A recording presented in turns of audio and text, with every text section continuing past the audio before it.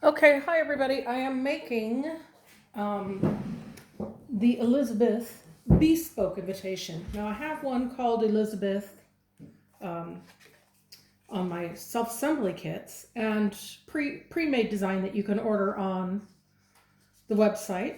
But this one is a bespoke one. It's a little bit different. So what I'm doing is I'm tearing the paper here, tearing this invitation out.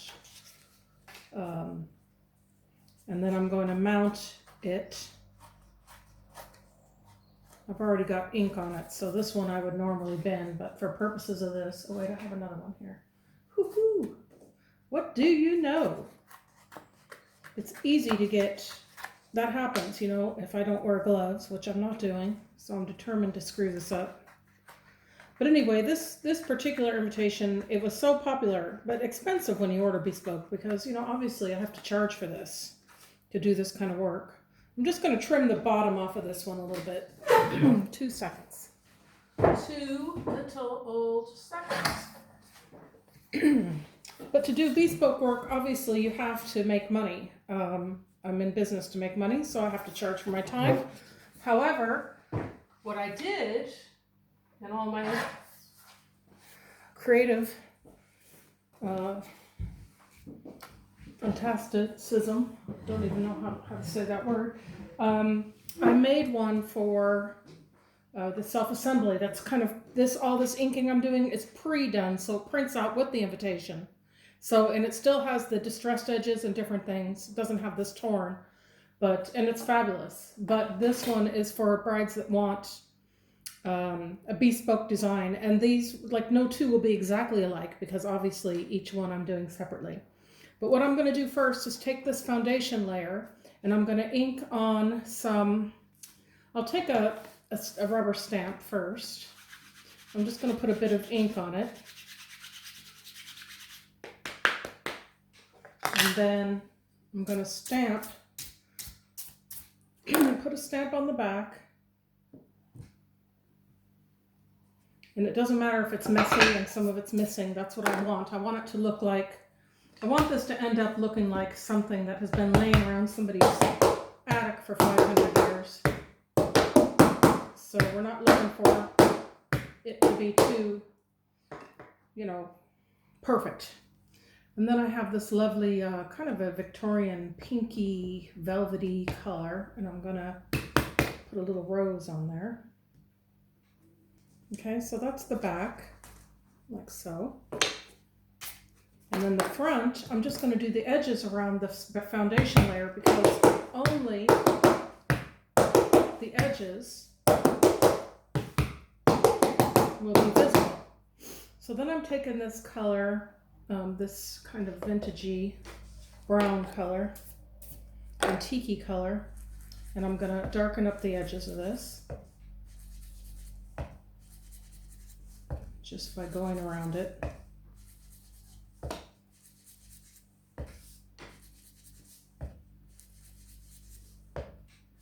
Okay, that is good. And then I'm going to take the distressing tool here, and I'm just going to distress these edges. I'm going to do it over here because these little bits and pieces, if they get onto here and onto the ink pad, and then I go to ink, it just smears a line straight across, and I end up having to bin the invitation, and that, can happen in my last pass with the ink. If it's going to happen to me at all, it never happens until I've done everything else. So I try to, be careful with that. Okay, so that is kind of distressed edges. Get rid of some of those little bits and pieces I was talking about. Now I'm going to take some of this. This is kind of a burgundy color. I wouldn't worry about that. That's what I'm talking about, when those little bits and pieces get on your ink pad, and I've got loads of it on there right now. That smears, that won't matter on this because this is the bottom layer and it's not going to show. So I don't want to do it upside down. Okay, so there. Now this is going to go on top of here, but I have to make this pretty first. So what I'm going to do is, again, take this. I'm paranoid about these little bits and pieces. I need to have separate ink for the edge work rough edge work and just pretty work, delicate work. So I'm going to go around, and the ink is going to kind of sop in nicely to those torn edges.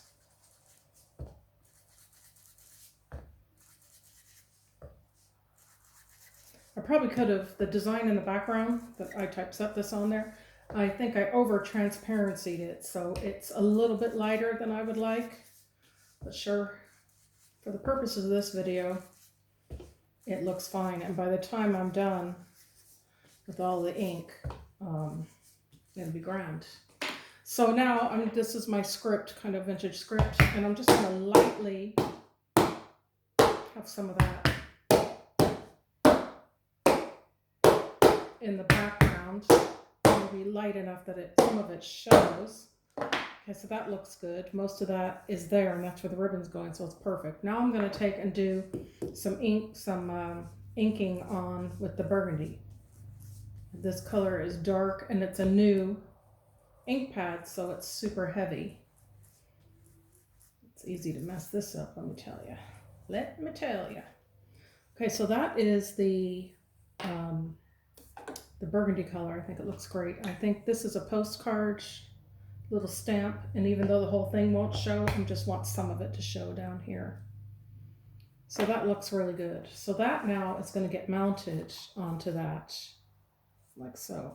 I think I'll do a little bit of green. So down here I have a little bit of rose design with some greenery on it, and I'm just going to highlight that by putting a dinky bit of green on there, like so. Now I'm going to mount this layer on top of the top layer and mount it to the foundation layer. So glue, glue, glue, and glue. And I know some of you are thinking, no, this woman is insane for doing this. And yes, you are 100% correct. But I'm good at it and I like it. I'm also good at drinking wine, and I like that too. So we do what we're good at. Okay, so now on the back, I'm going to just do a little bit more edge work. Just finishes it off nicely. Okay, and this, I'm going to do a little bit of edge work here. And the reason why I'm going to make that a little bit darker is I'm going to take this here thing that's missing. What did I do with it? Why can't I hang on to one thing? There it is. So this skewer is what I use for barbecuing. I'm just going to roll the edge of this invitation just to give it a little bit more of an authentic-y, I've been mistreated over the last 100 years look. Okay, so there we have it so far. And now the ribbon, I'm going to take roses, which I didn't bring with me. So, but you can see them here. I'll just cut this ribbon off of this one because I'm going to just show you what I did. And obviously I forgot to bring the roses out here for the second one. I did a video already. This is my second video. But did I screw that one up? Yes, absolutely. I had everything up so high you couldn't see what I was doing. So, okay, so here's the roses. So I had 3 individual roses, mulberry roses like this, and I just twisted them together, and I used the skewer here to twist them up to make it like the stem of it a little bit spirally like this. So now I'm going to put the ribbon on, and this is just kind of a vintagey looking ribbon. It's not really even meant to be ribbon, but it works. It looks real vintagey. So I'm just going to put that on there. Tie it like so, stick down my rose, make sure none of those bits are sticking up because I don't want to get those caught when I tie it, and just do a tie, like so. Okay, so there we have it. That is my Bespoke vintage. I call it Elizabeth. I named it after Elizabeth Bennet. If you don't know who she is, then you really need to get an education because we all know who she is. Okay, so that is it. That is my invitation. I'm just thinking how flaming brilliant I am at this point. But I wouldn't want to put that just in a plain old envelope like that. It just really takes away from it. So what I'm going to do is just stamp up this envelope a little bit